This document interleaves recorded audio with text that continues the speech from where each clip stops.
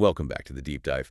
Our mission here, as always, is to take a stack of sources and just, pull every single insight out of them. No matter how small they seem at first. Exactly. And today we are doing a deep dive that's really defined by its minimalism. We have two incredibly short phrases. Just two. But together, they describe this complete, and I'd say pretty sophisticated, language learning system. So our sources. First, we have a title for a proposed audio lesson. It's Learn English with Podcast Flow, English Listening and Fluency Practice, A1 and A2 Shadowing Practice. Every word in there is deliberate. It really is. And then the second piece, an instruction that came with it, it's in Turkish, and it translates to, create a video for me that will provide training on this topic. So not just the content, the instructions for the content. That's it. That's our entire data set for today. But what we're seeing here is, well, it's a blueprint for really effective learning. So our mission today is to unpack this, to look at the exact pedagogical structure that's hidden in there and figure out why this specific combination, the input, the level, the method, is what this learner is asking for. We're decoding the learner's intent. We are. Okay, so let's unpack this. Starting with the medium itself. Why the emphasis on a podcast, on just audio? It is a fascinating place to start, isn't it? Because this isn't just someone passively looking for lessons. Yeah. This learner is basically reverse engineering their own curriculum. They're demanding content that fits their specific system. Right. And our framework for analyzing this has to assume that every single word in that title, in that request, is intentional. So audio input, the A1, A2 levels. Yeah. Slow listening, shadowing, all deliberate choices. Every single one. And the core insight we're looking for, I think, is how this whole system gets over the beginner's biggest hurdle. Which is? Bridging that gap, the gap between recognizing a word and actually being able to say it fluently, correctly. From passive knowledge to active skill. Exactly. It's an attempt to mechanize that jump. All right, let's get into that first piece then. The medium. In an age of, YouTube, apps with visuals, why a podcast?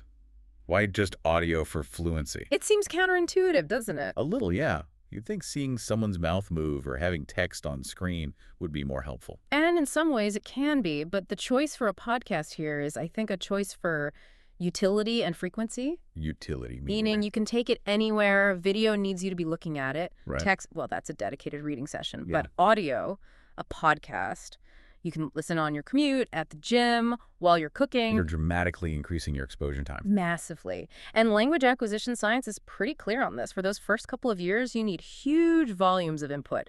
Frequent exposure is everything. And the podcast format just makes that repetition so much easier. So much easier. It's low friction.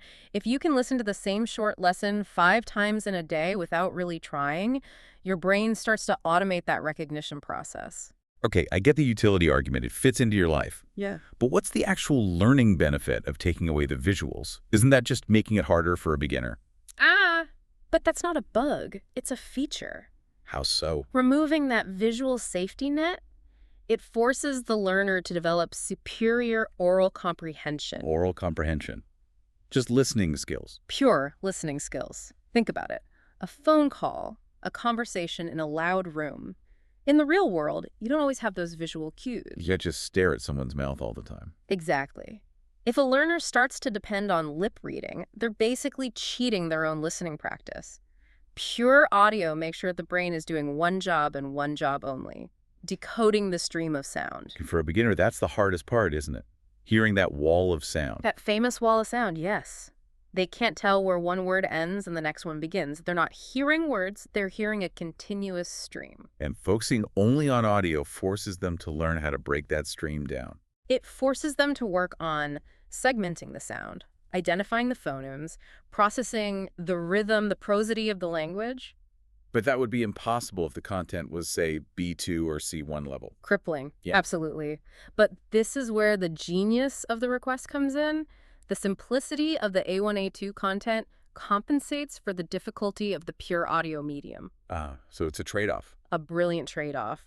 Because the content is simple and predictable, the learner can dedicate all of their mental energy to the hard mechanical task of just decoding the sound. Instead of trying to decode the sound and translate complex ideas at the same time. Which is an impossible task for a beginner. It leads to shutdown. And the final goal here is fluency practice. Right. And spoken fluency is really about the ear training the mouth.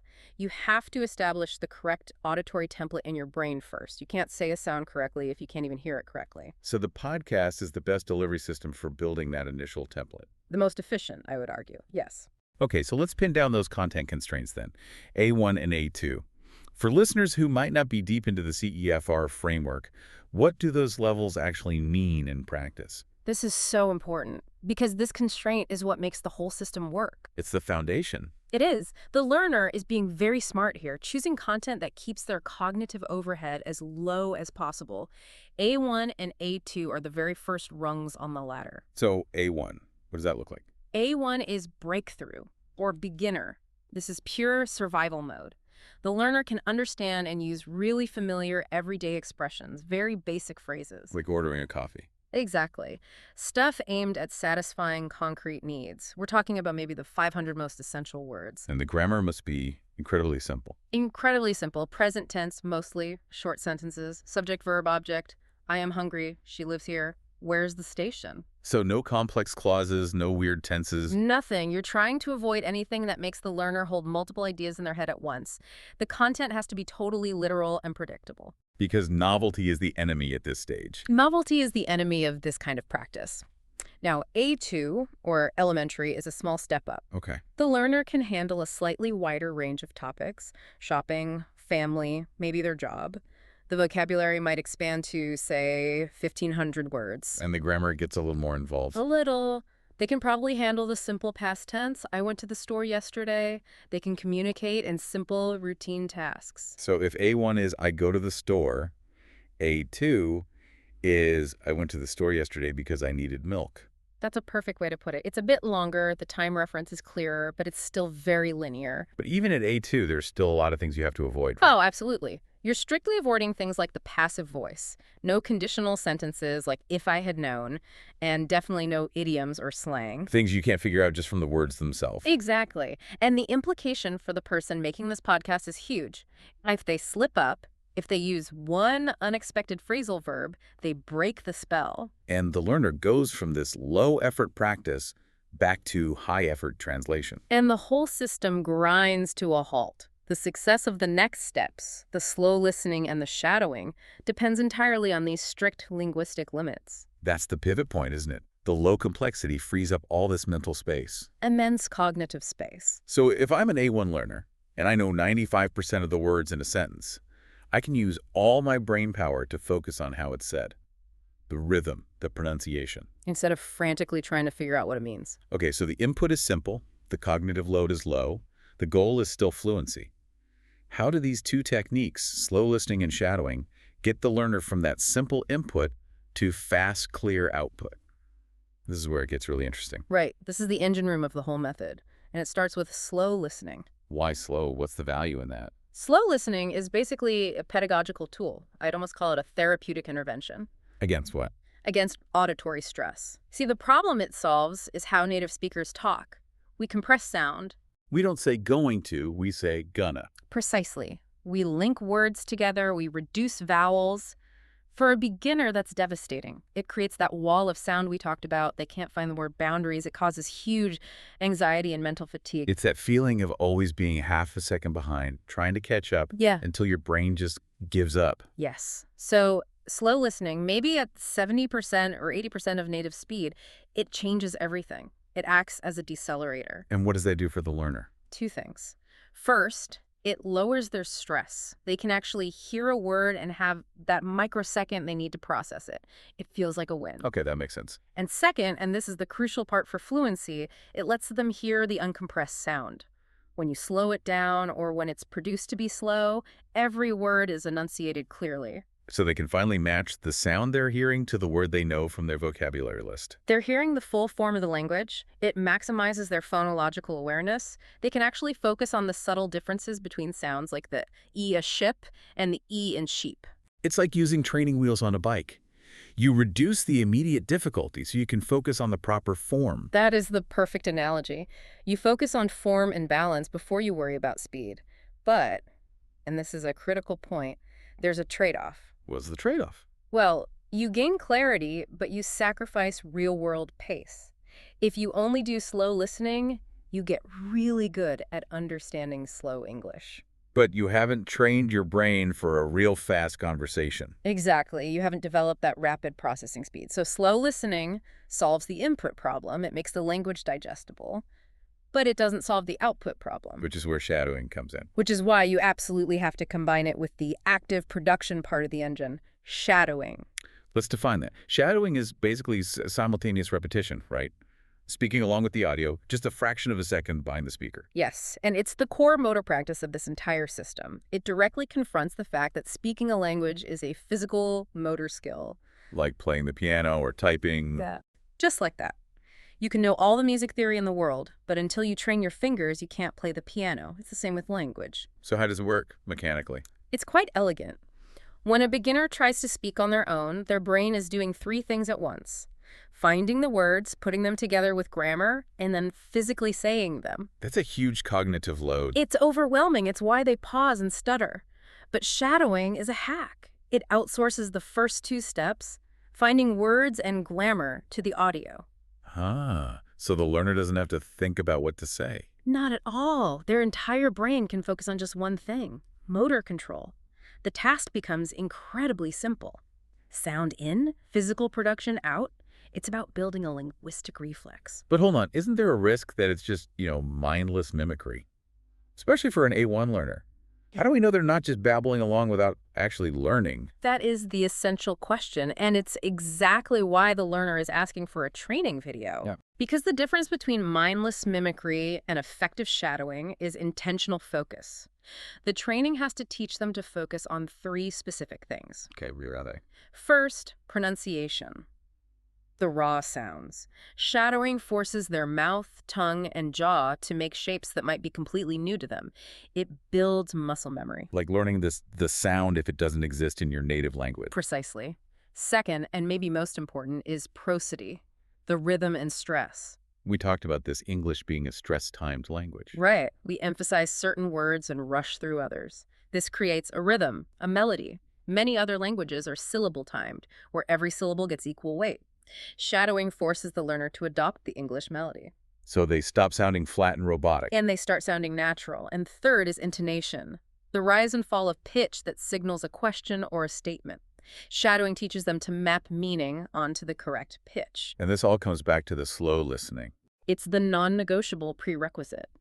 If the audio was full speed, the learner would just be struggling to keep up, making mistakes and reinforcing bad habits. But the slow pace gives them the split second. They need to hear the sound correctly and then organize their mouth to copy it correctly. They're rehearsing precision, not chaos. It's a systematic rehearsal for a linguistic performance. That's a powerful combination. Simple content, clear input, and active production. It's incredibly sophisticated. But that brings us to the second piece of our source material. That command. The request for training. That shifts this whole deep dive, doesn't it? We're not just analyzing a method anymore. No. We're analyzing the learner's awareness of their own learning process, their metacognition. Exactly. So the command is, create a video for me that will provide training on this topic. It's a demand for a manual, not just the tool. Why? I mean, this is a learner who clearly knows what they're doing. They've identified this very specific, effective method. Why can't they just Google shadowing and get started? Because this request shows a level of understanding that separates a really successful self-learner from someone who just consumes content. How so? It shows they understand that technique has to come before volume. They know that just going through the motions isn't enough. The practice has to be deliberate? Deliberate, focused, and done correctly. This is the core of deliberate practice. Experts don't just put in more hours, they practice smarter. They're constantly refining their technique. So the training video is a guide to practicing smarter. It's the difference between just doing a push-up and doing a push-up with perfect form. A perfect analogy, because shadowing is really easy to define, but it's very hard to do correctly. In what way? Well, for one, you're often told to completely ignore the meaning of the words you're saying and focus only on the sound. That goes against every instinct a learner has. Every single one. Their instinct is to translate everything immediately. A training video has to explicitly tell them, don't do that, turn off the translation part of your brain. So this highlights a pretty big gap in the online learning world, doesn't it? A huge gap. The internet is flooded with content, with raw material, but it rarely provides that metacognitive instruction, the guide on how to use the material effectively. The real value isn't the content anymore. It's the guidance on the process. That's where the value is. This user knows that the scarce resource isn't English lessons. It's the knowledge of how to learn English efficiently. So they're investing in learning how to learn. And that suggests they've probably tried unstructured methods before and they've failed. Now they're looking for a system that guarantees results through rigor. Okay, so if we were the ones making this training video, based on everything we've figured out, what would it absolutely have to include? All right, yeah. The video would need to be a clear sequence of operational steps. It can't just describe the techniques, it has to demonstrate them. Step by step. Step by step. Phase 1 would have to be setting the stage. You start by explaining the A1, A2 limits. Manage their expectations. Reassure them that the simple grammar is on purpose. Exactly. You say, look, we're focusing 100% of your energy on the how, the sound, and 0% on the what, the meaning. You have to set that psychological groundwork. Got it. What's phase 2? Phase 2 is the protocol for slow listening, and you have to break it down into multiple listening passes. So not just listening once. Yeah. Pass 1 is for general understanding, just what's this about? Pass 2, you listen again, but this time you focus only on word boundaries. Where do the words link together? Okay. Then pass 3, you listen only for the music, the rhythm, the pitch, which words are stressed. You're preparing your ear for the shadowing phase. So one piece of audio becomes 3 different training exercises. With 3 different cognitive goals. Then you get to the main event. Phase 3, the step-by-step shadowing guide. And this has to be a live demonstration. It has to be. You have to show them the timing, Yeah. show the difference between echoing, repeating after a delay, and true simultaneous shadowing. And for beginners, you'd probably recommend they start with echoing. Or shadowing just slightly behind the speaker, yeah, to maximize accuracy. And you have to teach them the physical logistics, Like what? like starting by whispering. Whispering. Why? It reduces self-consciousness, and it stops their own voice from drowning out the source audio. It keeps their ear focused on the input. Once they master the whisper, they can move to a full voice. That makes a lot of sense. Yeah. And the final phase? Phase 4 is about connecting it all to the end goal, integrating practice for automation. You have to explain the payoff. You have to. You tell them this feels hard and unnatural now because you're building new pathways in your brain and your mouth, but if you keep doing it, this will become automatic. And once the mechanics are automatic, Your brain is free to focus on the bigger things, like having complex ideas and expressing them. You have to show them the light at the end of the tunnel. so yeah, these 2 little sources, they really do describe a complete systematic course. The instruction on how to practice is just as important as the practice material itself. It's a blueprint for efficiency. I want to go back to something you said earlier about prosody, the rhythm of the language, because that's something textbooks almost never teach well. It's so critical. You mentioned the clash between syllable-timed languages like Turkish or Spanish and a stress-timed language like English. What's actually happening in the brain when a learner tries to make that switch? That's a great question because it's a huge, often invisible roadblock.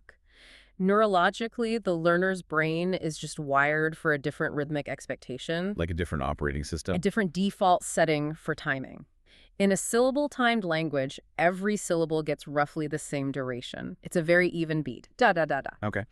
When a learner with that background hears English, they try to force that even beat onto a language that is fundamentally uneven.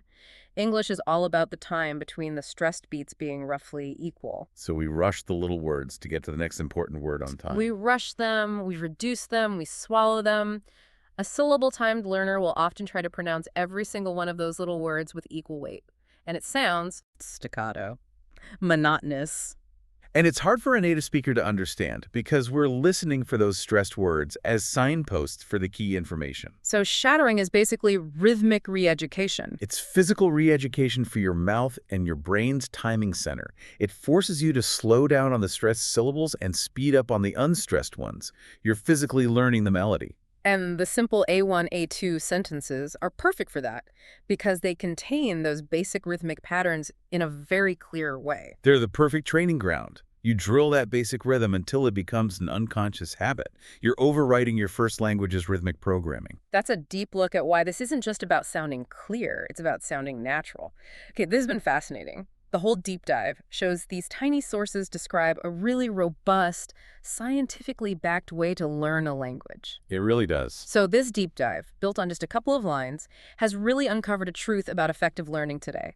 We've pulled out a whole pedagogical theory. A system that uses simple A1, A2 content to keep cognitive load low, uses slow listening for accurate input, and uses shadowing to build the physical skills of speaking. The synergy is the key. It is. The genius is in how all these pieces work together for efficiency and, guaranteed progress.